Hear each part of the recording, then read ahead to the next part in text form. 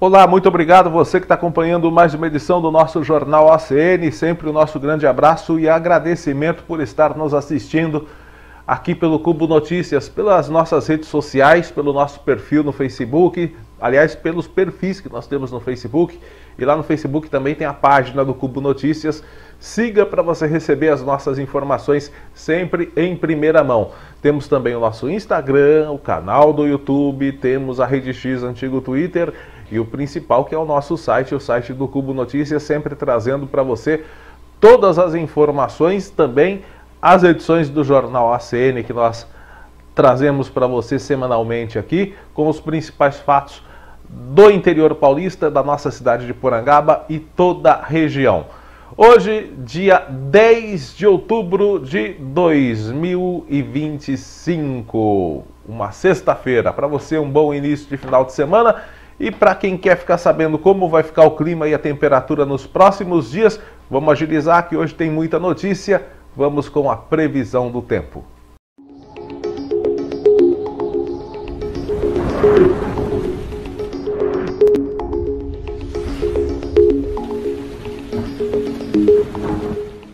Pois bem, gente, e nós teremos, aliás, nós estamos tendo desde terça-feira uma possibilidade aí de tempo um tanto quanto revolto. Esfriou, a temperatura caiu bastante, havia e há ainda até esta sexta-feira possibilidade muito forte de chuva, porém, até agora não veio muita chuva não, uma pancadinha talvez na terça-feira à noite que teve, mais nada, né? E para hoje nós temos também previsão para a tarde e a noite de chuva. E essa previsão pode se intensificar para os próximos dias, conforme a gente vê aí na tela. Tomara que venha, né? Porque até agora a gente está esperando, mas ainda não veio a chuva. Mas para sábado nós temos previsão de chuva, pancadas isoladas com possibilidade de raios e trovões. Nós teremos aí um amanhecer com abertura breve de sol, mas período predominantemente nublado com essa possibilidade de chuva, principalmente no período da tarde. E também pancadas de chuva no período da noite. Temos temperatura agradável neste sábado de 27 graus de máxima, mínima de 16.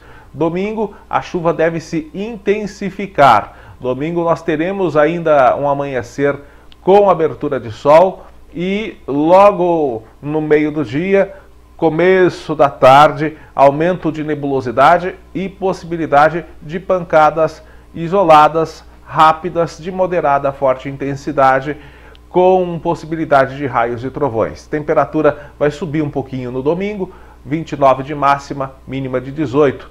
Na segunda-feira, teremos possibilidade de um maior volume de chuva.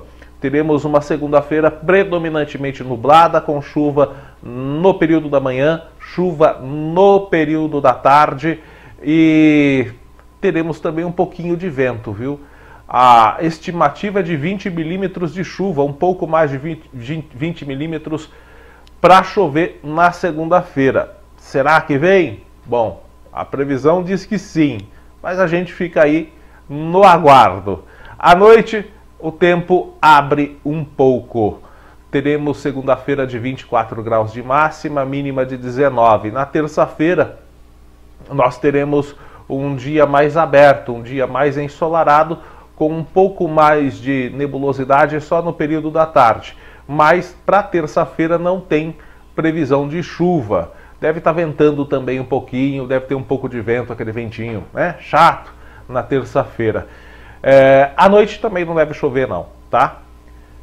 Máxima de 27, mínima de 17. Quarta-feira, meião de semana, a temperatura sobe um pouquinho. Teremos um tempo aberto, principalmente no período da manhã. Um pouco de nuvem à tarde, um pouco de aumento de nebulosidade no período da tarde. À noite também teremos um tempo com poucas nuvens, mas ainda assim com um pouquinho de nebulosidade. Nada suficiente para trazer chuva na quarta-feira também. Máxima de 28, mínima de 15. E na quinta-feira a temperatura sobe mais e teremos um tempo mais predominantemente aberto, principalmente no período da manhã e até o final da tarde. Lá pelo final de tarde aparecem algumas nuvens, mas também sem chances de chuva. O vento vai diminuir um pouco na quinta-feira, tá bom? Teremos temperatura máxima de 30 graus, mínima de 16. Então vamos aguardar, porque para segunda-feira, de hoje até segunda-feira, ainda existe possibilidade de chuva, sendo que os volumes maiores esperados são para domingo e segunda. Vamos ver se realmente vem mesmo. Hoje tem um esperado de volume considerável para o final da tarde e à noite, mas a gente está aguardando ainda, né? Enquanto a gente está gravando o Jornal ACN, tem até abertura de sol lá fora, mas vamos ver. Bom, gente, vamos com as notícias da nossa região, do nosso interior paulista. Enquanto as leis não mudam, né, a coisa continua como está, né? E com tendência a piorar. Um jovem meliante, um meliante juvenil de 14 anos, foi apreendido na manhã de quarta-feira agora, após invadir uma escola com uma faca de cozinha no Jardim Santa Antonieta, em Marília. Segundo o boletim de ocorrência, o alvo do menor era um funcionário da unidade. De acordo com testemunhas, o estudante, porque ele seria estudante da escola, né? O jovem meliante, ele pulou o muro da escola. Professor Benito Martinelli correu atrás do inspetor de alunos, que tentou fugir, mas acabou caindo durante a perseguição. O funcionário sofreu escoriações no braço e na mão, além de torcer o tornozelo. Ele foi encaminhado para a unidade de pronto atendimento da Zona Norte de Marília. A polícia militar foi acionada, só que o jovem meliante já tinha fugido do local. Ele foi localizado em casa e encaminhado para a Fundação Casa, né? Foi levado para a antiga FEBEM por determinação da Justiça. Bom, em nota, a Unidade Regional de Ensino de Marília e a direção da escola informaram que o agente da organização escolar foi acolhido pela direção, recebeu atendimento médico e passa bem. Além disso, afirmou também que um psicólogo foi disponibilizado para acompanhar o servidor. O caso foi registrado como ato infracional, associado aos crimes de ameaça e lesão corporal. Eu acho que deveria ser, né, levado em consideração tentativa de homicídio. Mas enfim, né? São as leis. O de menor está protegido pelo Estatuto da Criança e do Adolescente.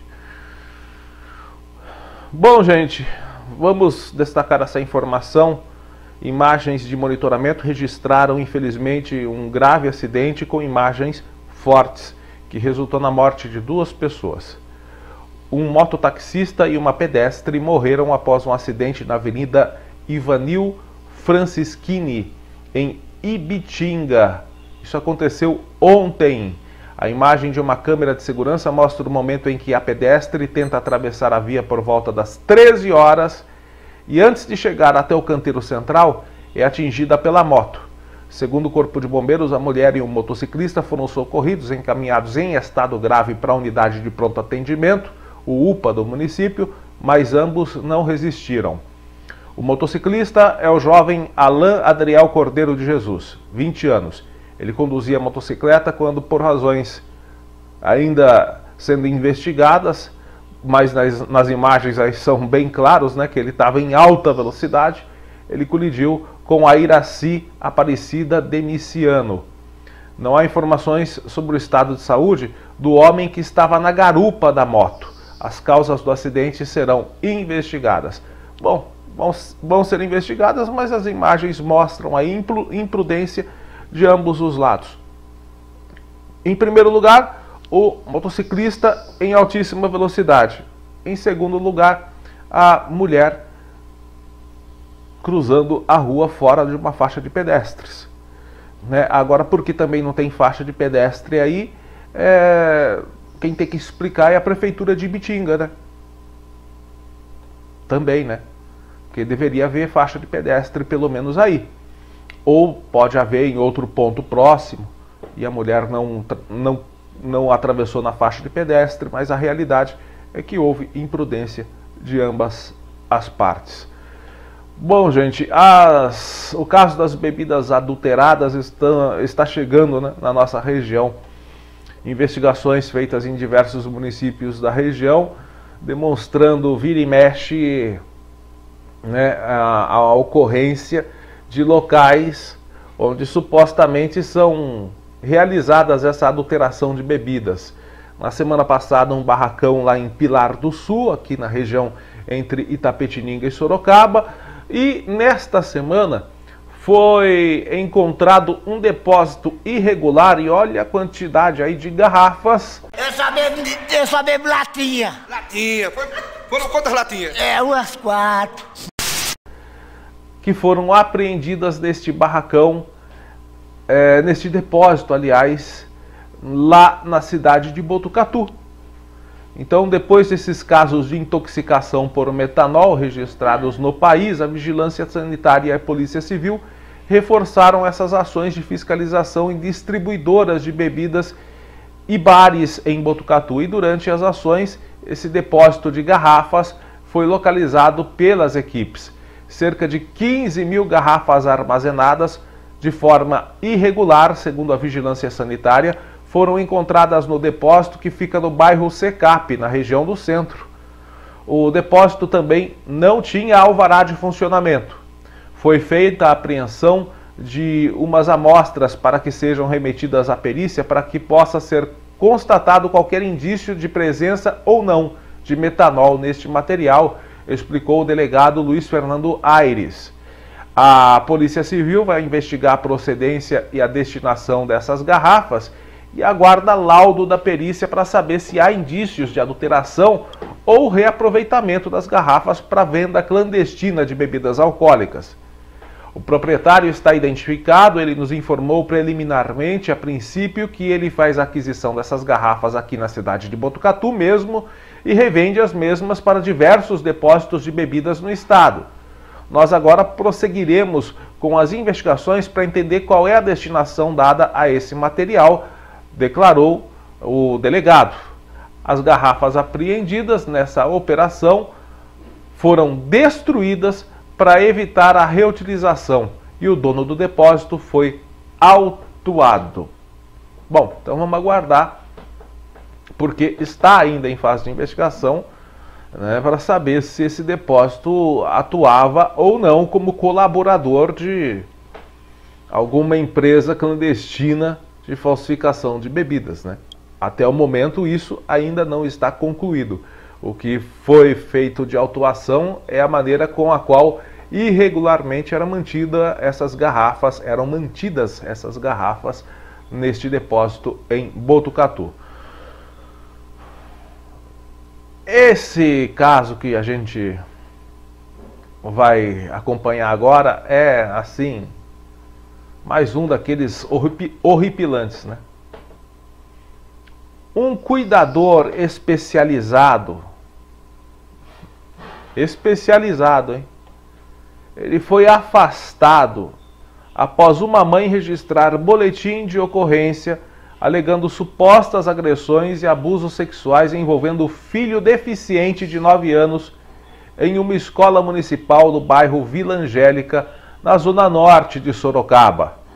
O caso aconteceu dia 18 de agosto, no entanto, foi divulgado somente hoje, sexta-feira.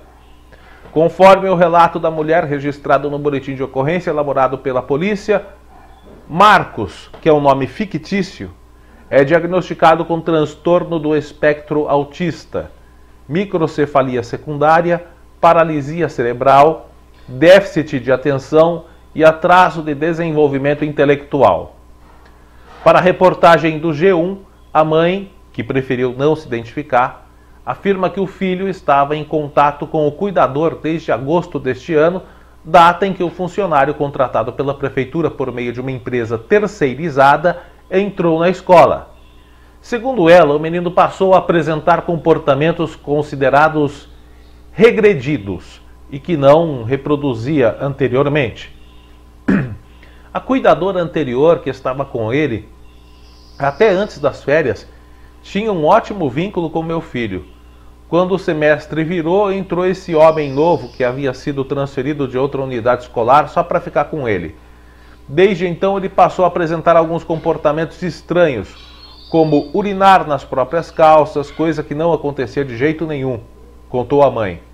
Segundo a mulher, o próprio filho reclamou do cuidador nos primeiros dias. Por algumas vezes, ela o flagrou dizendo frases autodepreciativas dentro da casa. Ao ser questionado, respondia que havia aprendido por aí. Meu filho chegava em casa e ficava dizendo sozinho: Marcos é feio, Marcos é chato, Marcos é burro. Ele fez isso. Quando perguntei o motivo dele falar assim de si próprio, ele respondia sempre que aprendeu por aí, mas nunca quem tinha falado, mas não sei de quem tinha falado ou ensinado, disse a mãe. Por conta dos relatos, a mãe de Marcos, repito aqui é um nome fictício, foi até o Conselho Tutelar do município, onde foi feita uma escuta especializada e protocolou uma ocorrência. Além disso, o caso é investigado pela Delegacia de Defesa da Mulher de Sorocaba. No relatório do Conselho Tutelar, o menino relatou que chegou a ser agredido pelo cuidador ao funcionário da ecoterapia que participa em uma clínica. O registro ainda afirma que o fato foi documentado pela equipe. A partir do terceiro dia com esse novo cuidador, meu filho dizia que o tio era chato, que o tio brigava muito com ele. O Marco chegou a reclamar para a equipe terapêutica e mostrou os beliscões que supostamente o cuidador dava nele, alega. Entre suas responsabilidades, o cuidador também precisava dar banho no menino quando necessário. A mãe afirma que Marcos nunca deixou ninguém encostar em suas partes íntimas, atrapalhando o processo de higienização. Porém, o comportamento do menino mudou desde quando passou a conviver com o funcionário. Então, tudo está em fase de investigação. Acusar antes da investigação terminar é muito complicado, inclusive é injusto, porque cabe a esse cuidador aí o direito da presunção de inocência, só que os indícios e os fatos relatados até agora são muito fortes e pesam muito contra ele. O mínimo que foi feito é ter afastado esse cuidador. Agora, tomar cuidado para que nesse tempo em que ele está afastado, ele não exerça outras funções com pessoas vulneráveis, como crianças, deficientes, pelo menos até ser concluída as investigações, porque como a gente diz aqui, enquanto a investigação não é concluída, enquanto todas as provas não são colhidas e mostrem evidentemente a culpa do cidadão no caso, ele tem todo o direito da presunção de inocência. Bom, gente, um caso que a gente já destacou aqui há algum tempo, acho que já fazem 2 anos, 2 anos realmente, foi um caso de homicídio que aconteceu na cidade de Conchas, que ficou conhecido como o caso Douglinhas, o assassinato do Douglinhas, uma pessoa que era muito conhecida na cidade de Conchas. E ontem, quinta-feira, ocorreu no Fórum da Comarca de Conchas o julgamento do acusado pelo assassinato do conchense Paulo Douglas Petilo, conhecido como Douglinhas. O réu foi condenado a 5 anos de prisão em regime semiaberto. Durante as alegações finais, a defesa destacou que o acusado era menor de idade à época do crime, não possuía antecedentes criminais, se apresentou espontaneamente às autoridades e respondeu ao processo em liberdade nos últimos 2 anos. O crime aconteceu na madrugada do dia 20 de março de 2023, quando a vítima bebia em companhia de um amigo. Mas esse amigo, segundo as informações que foram divulgadas, tinha 19 anos. Então nós nos questionamos aqui, como é que a alegação da defesa foi de que o indivíduo era menor de idade na época? Não, ele tinha 19 anos. segundo consta, todas as notícias que foram passadas em todos os jornais da região e que foram repassadas pela polícia, né? Então, não sei em que se encaixou este argumento de que o indivíduo era menor de idade. Mas, de acordo com o boletim de ocorrência, uma discussão entre o Douglinhas e este indivíduo terminou de forma trágica e ele foi atingido por vários golpes de faca. Após o crime, o acusado não prestou socorro à vítima, utilizou o carro do Douglinhas para ir até a casa dos pais, onde chamou um advogado que, por sua vez, comunicou o caso à polícia. Quando os policiais chegaram à residência da vítima, Paulo Douglas já estava sem vida. O local estava revirado e com marcas de sangue. O julgamento, que mobilizou familiares e moradores de Conchas, teve início na manhã de ontem, foi concluído no fim da tarde com a leitura da sentença que definiu essa pena de 5 anos no regime semiaberto. Tá aí, gente. E só que há uma pessoa até a morte, né? Resulta numa pena de 5 anos em regime semiaberto. Quando eu sair eu vou roubar de novo, é minha profissão, doido. Dá para levar a sério um país desses? Dá para levar a sério o Brasil com essas leis? Esfaqueia a pessoa até a morte? E é 5 anos em regime semiaberto ainda, não é nem em regime fechado. Como você vai levar a sério o Brasil, né? Impossível. Bom, falando em julgamento, o Superior Tribunal de Justiça, o STJ, manteve a condenação do ex-deputado estadual Fernando Cury, do União Brasil de São Paulo. Ele foi condenado por importunação sexual contra a então deputada Isa Pena, do PCdoB de São Paulo, durante uma sessão da Assembleia Legislativa de São Paulo em 2020. A informação foi publicada inicialmente pelo jornal Folha de São Paulo, na coluna de Mônica Bergamo ontem. Com essa decisão, Fernando Cury torna-se inelegível por 8 anos e não há mais possibilidade de novos recursos por parte da defesa.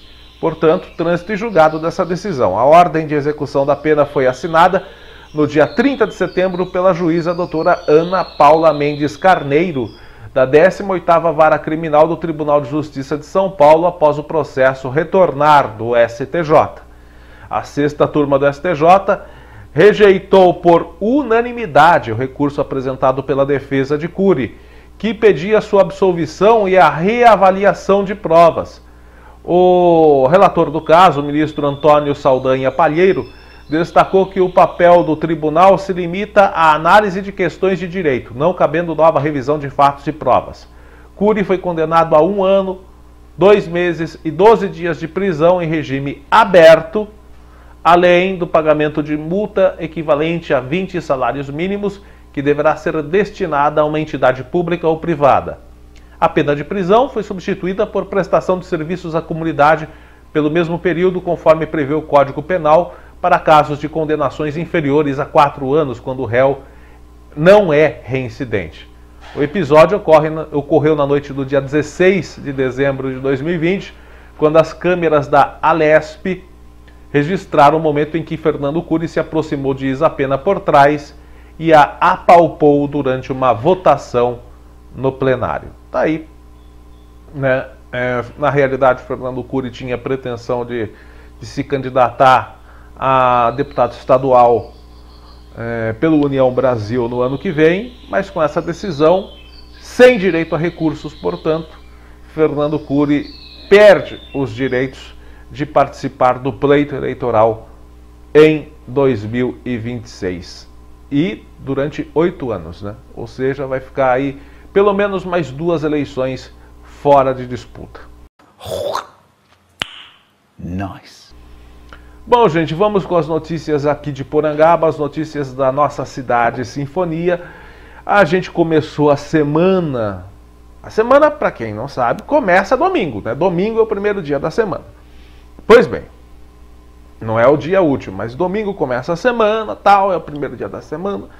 Domingo à tarde nós fomos surpreendidos com uma informação né, que nós já publicamos com exclusividade em primeira mão lá na nossa página do Cubo Notícias. Nós fizemos uma live explicando o que nós tínhamos recebido de informações e o que daquelas informações eram procedentes, né? E depois, também em primeira mão, nós divulgamos os fatos oficialmente e devidamente registrados a respeito da rinha de galos que foi encontrada na manhã de domingo aqui na nossa cidade de Porangaba. Pois bem, né, vamos destacar para quem não acompanhou, para quem não está sabendo, né, mas creio que pela visibilidade do fato, que foi amplamente assistido e lido pelas pessoas aqui nas nossas redes sociais e no nosso site, acho que todo mundo está sabendo. Mas não custa relembrar, né?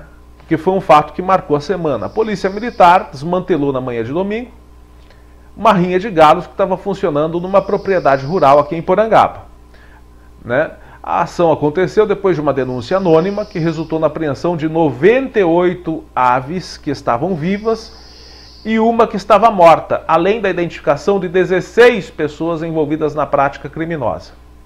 De acordo com o boletim policial, a denúncia indicava a realização de brigas de galo em um barracão na zona rural, no bairro da Serrinha. Na informação que nós tínhamos recebido preliminarmente no domingo, dizia que era no bairro do Generoso. Só que a propriedade fica aí no bairro da Serrinha, próximo ao bairro do Generoso. Então, fica entre o bairro da Serrinha e o Generoso, mas especificamente no bairro da Serrinha.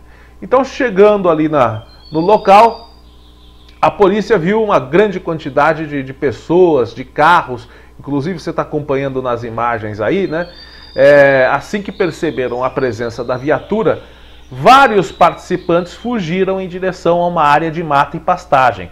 35 carros estavam no local e ficaram abandonados, porque os machões que gostam de briga de galo, né, não são tão machões assim, e quando viram a polícia correram.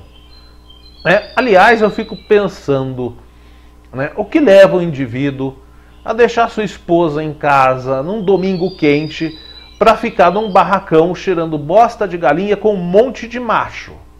Que demais! Ai, que delícia! Vendo briga de galo. É muito machão, né? O cara que gosta de briga de galo é machão demais. Opa!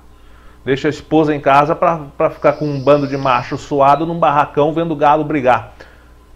É muito macho. Durante as buscas, a equipe conseguiu abordar 16 desses machões que fugiram. No interior do barracão foram encontradas 2 arenas de rinha. Tinha galos feridos e também outros galos que estavam mantidos em caixas de papelão ou gaiolas.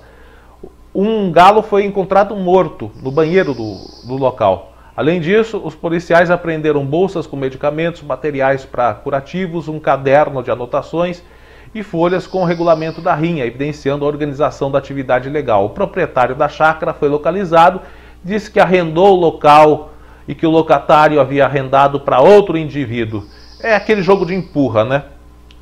Todo mundo tem o rabo preso aí, mas aí começa, quando chega a polícia, os machões da briga de galo não são tão machões assim e ficam empurrando para o outro.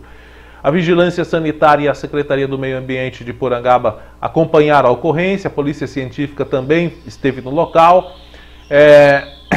O que eu achei esquisito é que sem o local adequado para a custódia das aves, o proprietário do sítio é que ficou como responsável pela integridade e guarda dos animais.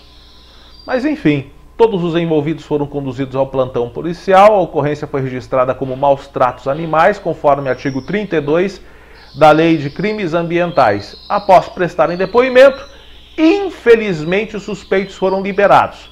Vão responder pelos crimes no decorrer do processo. Tinham que ficar preso.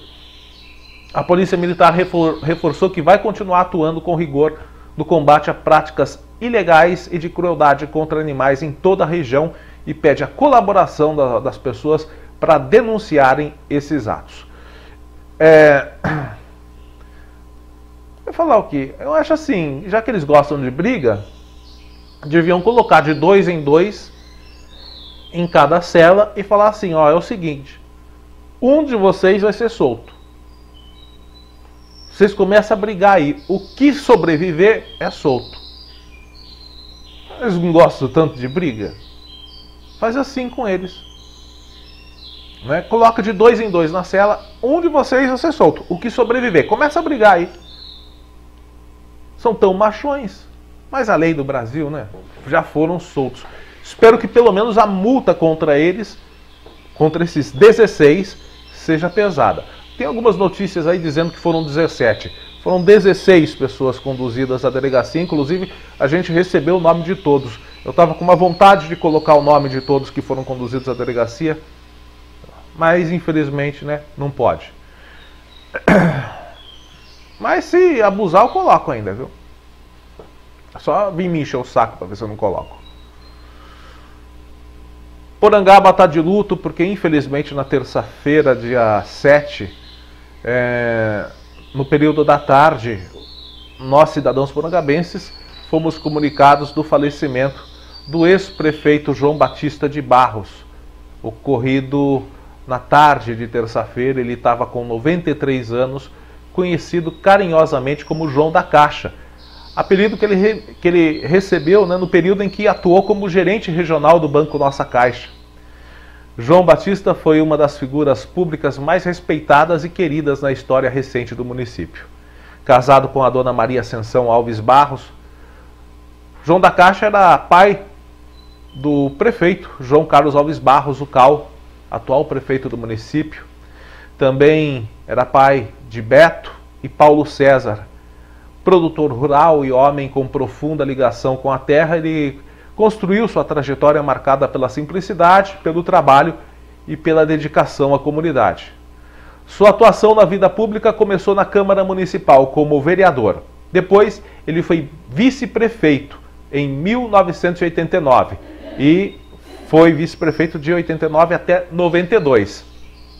Depois disso, ele disputou as eleições, né, e ganhou. Assumiu o cargo de prefeito de Porangaba durante a 10ª legislatura, de 1993 até 96. Durante a sua gestão, ele implementou importantes ações sociais, como a criação da padaria municipal, da cozinha piloto, que forneceram suporte a programas de alimentação e assistência social no município. Entre suas maiores contribuições está o gesto solidário que marcou a história da cidade. Trata-se da doação do terreno de 4.000 metros quadrados, onde foi construída e hoje funciona a sede da APAI de Porangaba. Essa instituição foi fundada durante o seu mandato e até hoje presta atendimento essencial a crianças e adultos com deficiência intelectual e múltipla. Além da vida política, João Batista de Barros, o João da Caixa, participou da diretoria da Santa Casa de Porangaba, engajado em causas voltadas ao bem-estar coletivo e à melhoria dos serviços públicos, e também foi presidente do Sindicato Rural do município. O velório de João da Caixa aconteceu na Câmara de Porangaba, na última quarta-feira, das 7 às 15 horas, onde familiares, amigos e autoridades políticas de Porangaba e região prestaram sua última homenagem. Ele foi sepultado no cemitério de Porangaba. Fica aí a nossa solidariedade a toda a família, né, do saudoso, já saudoso, João da Caixa, João Batista de Barros, ex-prefeito da cidade de Porangaba. Bom, gente, vamos com um dado curioso que nós conseguimos aqui do IBGE, o Instituto Brasileiro de Geografia e Estatística, fez um estudo nacional, lógico, com o último censo. E a gente colheu as informações da cidade de Porangaba também. Mas no estudo geral do IBGE, ficou apontado que 2 em cada 3 trabalhadores brasileiros, ou seja, 67%, levam até meia hora para chegar ao trabalho, segundo o censo de 2022, divulgado recentemente pelo Instituto Brasileiro de Geografia e Estatística. Em Porangaba, a realidade local acompanha essa média nacional, né? Onde a maioria dos moradores levam até 30 minutos no deslocamento diário entre casa e trabalho. De acordo com o levantamento, 13% dos trabalhadores porangabenses chegam ao serviço em até 5 minutos. 34% gastam de 6 a 15 minutos. E 36% levam entre 15 minutos e meia hora. Outros 8% enfrentam trajetos de até 1 hora, enquanto 7% gastam de 1 a 2 horas por dia. Apenas 1% precisa de mais de 2 horas para chegar ao trabalho. Bom, essas são as pessoas que trabalham fora da cidade de Porangaba, em outros municípios. Por isso demora mais para chegar ao trabalho. Nenhum morador declarou deslocamento superior a 4 horas. No Brasil, o IBGE mostra que 20% dos trabalhadores gastam entre meia hora e 1 hora no trajeto, enquanto 10% levam de 1 a 2 horas. 1% passa mais de 2 horas no caminho para o trabalho. Esse número indica que, apesar de o tempo médio ter aumentado ligeiramente desde o censo de 2010, a maioria dos brasileiros continua morando relativamente perto do local de trabalho. Falando em trabalho, vamos falar de quem mora no trabalho, que são os empreendedores. Né? Esses não demoram nada para chegar no trabalho, eles moram no trabalho. Mas no caso são as empreendedoras, né? Dando destaque para as mulheres neste mês do Outubro Rosa, que é o mês de conscientização à prevenção do câncer de mama. É um mês dedicado às mulheres, mas neste dia 25 de outubro vai acontecer aqui em Porangaba um evento voltado à valorização do empreendedorismo feminino e o fortalecimento das conexões entre mulheres que transformam sonhos em negócios. É o primeiro evento de empreendedoras de Porangaba, que acontece a partir das 15 horas no Salão Paroquial e vai reunir empresárias, comerciantes e profissionais autônomas que movimentam a economia local. Idealizado pela empreendedora Lidiane Santos, proprietária da loja Julie Modas, o projeto tem como objetivo dar visibilidade ao trabalho das mulheres empreendedoras da cidade, criando um espaço de inspiração, troca de experiências e valorização. Durante esse primeiro encontro, o público poderá conhecer uma ampla exposição de produtos e serviços que são oferecidos por empreendedoras locais, além de fortalecer as redes de contato e incentivar o consumo consciente dentro do próprio município. Participam do evento as marcas e profissionais: a loja Julie Modas, Artesanale Doces, Gigabyte Gráfica Rápida, Camila Paulino Podóloga, Salgados Natália, a Patrícia Leme Semijoias, a Fê Brunelli Biscoitos, a Cláudia da Infinito Visual, a Fê Brunelli Papelaria, Estefânia Tobias Psicóloga, Ateliê Lenise Jardim, a Odontomed, Alves e Oliveira Contábil, Regiane Diniz, a Vijaya Holística e Estúdio Lu e Cecília. Com o lema Alquimia é a arte da transformação feminina, o encontro promete ser um lançamento de ideias.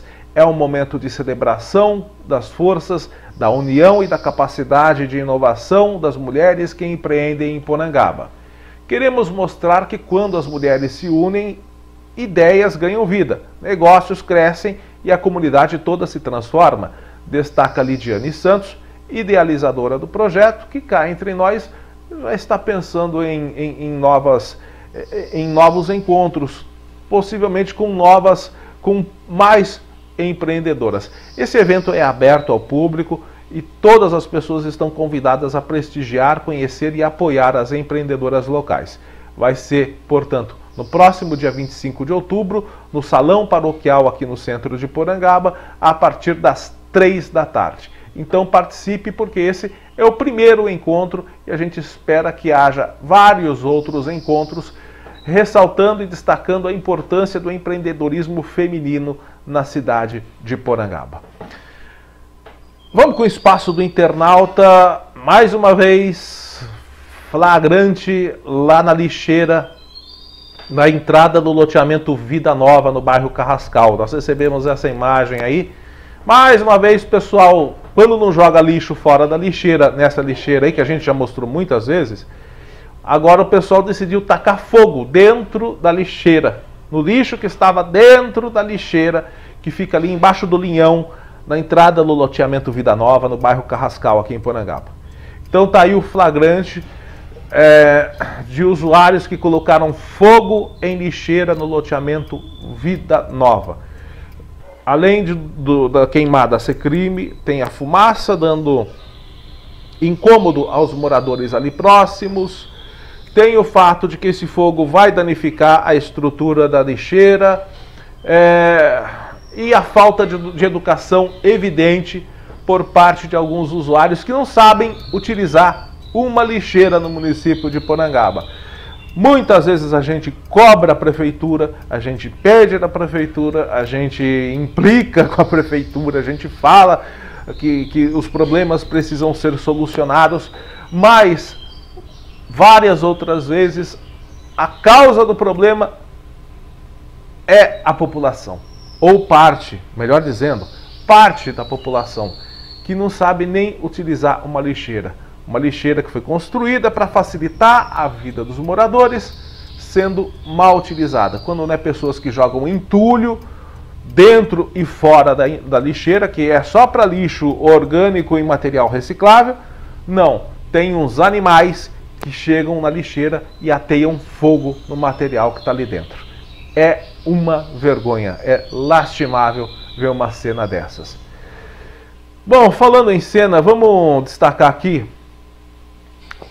Olha, muita gente assistiu, mais de 42 mil pessoas assistiram as imagens que nós publicamos no começo dessa semana, foi segunda-feira que nós publicamos. Bom, vamos com a primeira imagem, para quem já assistiu e para quem não assistiu.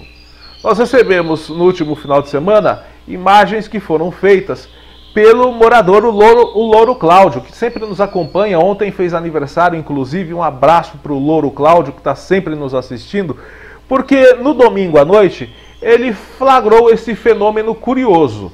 A gente está observando nas imagens esse objeto luminoso se movendo de forma contínua e, num determinado momento, dá aquele aumento de brilho. Isso chamou a atenção do morador. Outro detalhe que a gente vê nas imagens, e a gente está vendo muita gente falar, não, mas nesse horário é muito comum a passagem de satélites. Realmente é, mas o detalhe intrigante aí, que mostra que não é satélite, presta atenção nessa imagem. O objeto, essa luz, ela passa por baixo das nuvens. Os satélites, eles ficam acima da troposfera, né? Ou seja, praticamente fora da atmosfera terrestre. No local onde os satélites estão, não tem nuvens, eles já estão fora da atmosfera, em órbita com a Terra, mas fora. Então não tem nuvens. Se fosse um satélite, ele passaria por cima da nuvem. E nessa imagem a gente vê essa luz passando debaixo da nuvem. Tem um brilho muito forte, tem um formato, né, de esfera, parece uma luz esférica, então não tem som de aeronave, segundo o Louro, então isso aumenta o mistério do que pode ser. Tem várias pessoas comentando aqui, na postagem que nós fizemos, dizendo que viram coisas muito parecidas, né? Nenhum órgão oficial, nem autoridade aeronáutica se manifestou sobre esse vídeo, né? Mas o caso aumentou o interesse da população em comentar sobre esses fenômenos que podem ser fenômenos de avistamento de OVNIs. Movimentou tanto que a gente recebeu outro vídeo. Esse vídeo é do morador Kaique Freitas. Ele registrou também lá do bairro Colina Verde, onde ele mora também no Colina Verde, o Louro também, o Louro Cláudio também mora lá.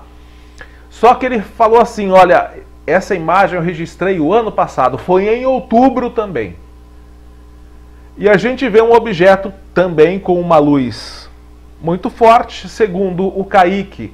Esse objeto estava se movimentando no céu e quando ele pegou o celular para filmar, o objeto já estava parado. Parou de se mexer. E ele via um brilho variando de cores, mudava de cor, segundo o Kaique. O estranho desse objeto é que ele parece aquelas luzes anelares, aquelas ring light, né? Ring light, aquelas luzes assim, porque ela é redonda assim, né? E parece que tem um núcleo, uma abertura no meio. Você está vendo que parece que tem uma coisa no meio ali? Uma esfera no meio? Parece que a luz está contornando alguma coisa. É um objeto estranho, porque se ele estava se mexendo, se fosse um avião, ele estaria em voo contínuo. Mas ele parou e ficou pairando sobre o mesmo local. Não tem formato de luz de avião. Satélite também teria um movimento contínuo. Passaria e ia embora. Então, segundo o Kaique, esse objeto ficou um bom tempo flutuando. Isso foi em outubro do ano passado, mas ele, quando viu a imagem que o Louro Cláudio filmou domingo agora, ele ficou assim, eu acho que eu vou mandar a minha também. E ele mandou a dele. Ficou flutuando sobre a Serra Amaral, ali o morro do João da Caixa, como a gente sempre conhece. Ele disse que o objeto passou pelo céu, foi em direção até lá, fez alguns movimentos e parou. E ficou ali, pairado. Muito tempo pairando sobre aquele local, até que desapareceu em um dado momento, com variação de cores. E o mais estranho desse objeto aí é que ele tem apenas um círculo luminoso e parece que no meio tem algo que parece ser uma esfera, mas a gente não sabe. Então, pode se tratar, ou podem se tratar, de casos de avistamento de OVNIs aqui na cidade de Porangaba, e sempre ali na mesma localidade, né? O pessoal do Colina Verde avistando sempre na direção oeste do município, sentido ali a Serra Amaral, ou sentido Bofete, enfim, algo muito curioso. Bom, deixa aí o seu comentário, o que você acha que pode ser, né? Tem gente que acredita, tem gente que não acredita, e a gente respeita a opinião de todo mundo, mas que é curioso e um tanto quanto inexplicável, pelo menos por enquanto, isso é. Bom, gente, fazer um convite para você, mas também um pedido da Associação Laços Atípicos, que está começando suas atividades aqui na cidade de Porangaba.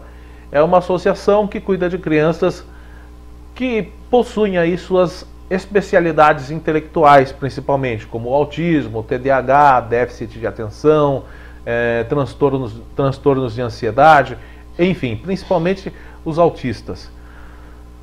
Vai acontecer aqui em Porangaba, está sendo promovida pela Associação Laços Atípicos, como você vê aí na tela, uma festa em homenagem ao Dia das Crianças, justamente para as crianças que já estão sendo assistidas lá pela Associação Laços Atípicos, que segundo a associação já são mais de 60 crianças. Né?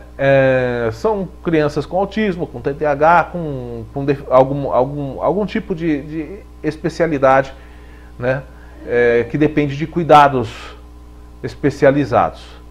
Então a Associação Laços Atípicos está promovendo essa festa, que vai ser no dia 18, agora dia 18 que está chegando aí, às 15 horas, né? Mas a associação está pedindo a ajuda de pessoas para doarem alimentos e mantimentos para a festa dessas crianças, porque é uma associação que não tem fins lucrativos. Então, se você quer colaborar com essa festa para as crianças que está se aproximando, você pode doar peça de presunto ou mussarela, farinha de rosca, picolés, refrigerantes, água, salsicha, batata palha, ketchup, copos descartáveis, enfim, o que você achar que dá para você, doces também, balas, doces, o que você achar que dá para colaborar, você pode colaborar com a realização dessa festa. Está sendo angariado os fundos e os materiais, né, para preparação de doces, de lanches, de comes e bebes para essas crianças que irão participar. A doação pode ser entregue lá na Praça Joaquim da Costa Machado, número 70, lá na Praça da Matriz, aqui no centro de Porangaba. E a festa, como eu disse, vai acontecer no dia 18, tá? Então não vai ser nesse final de semana ainda, mas no dia 18 ocorre aqui em Porangaba essa festa que é promovida pela Associação Laços Atípicos. Vai ser a partir das 3 da tarde na rua Camargo Soares de Almeida, número 168. É um evento para as crianças da ONG, as crianças que já estão inscritas, né, como assistencializadas pela Associação Laços Atípicos. E se você quer conhecer o trabalho do pessoal, dá uma passadinha lá na sede da associação, na Praça Joaquim da Costa Machado, número 70. E para finalizar, gente, eu vou deixar aqui um convite para você para participar de mais uma edição da Feira do Produtor Rural e dos Artesãos da cidade de Torre de Pedra. Essa é a 40ª edição da Feira do Produtor Rural e Artesanal de Torre de Pedra, especial Dia das Crianças. Vai ser amanhã, dia 11 de outubro, então celebre com essa edição super especial da Feira do Produtor Artesanal e Rural de Torre de Pedra. A feira vai acontecer na Praça São Pedro, no centro de Torre de Pedra, no horário de sempre, das 9 às 3 da tarde. Das 9 da manhã até as 3 da tarde. Vai ter pastel crocante quentinho, caldo de cana geladinho, tem doces caseiros que derretem na boca, é aquele famoso doce no tacho de cobre, tem também salgados variados, verduras fresquinhas da horta, flores e plantas medicinais e muita diversão para a criançada. Além de valorizar os produtores rurais e artesãos locais, essa edição vai ser recheada de alegria e encantos para os pequenos, celebrando o Dia das Crianças em um ambiente de união, cultura e sabor. Então leve sua família, chame seus amigos e viva momentos especiais que fortalecem a comunidade e a tradição do interior paulista com a feira, a 40ª edição da Feira do Produtor e Artesanal da cidade de Torre de Pedra. Bom, gente, é isso. Nós vamos finalizando a edição de hoje do Jornal ACN. Desejo a você um excelente final de semana. Lembrando que domingo é Dia da Criança e também é feriado nacional. Feriado que vai cair no domingo, é o Dia da Padroeira do Brasil, Dia de Nossa Senhora Aparecida, né? Então que ela cubra com seu manto sagrado todas as famílias brasileiras. Um forte abraço, fique com Deus e até a próxima.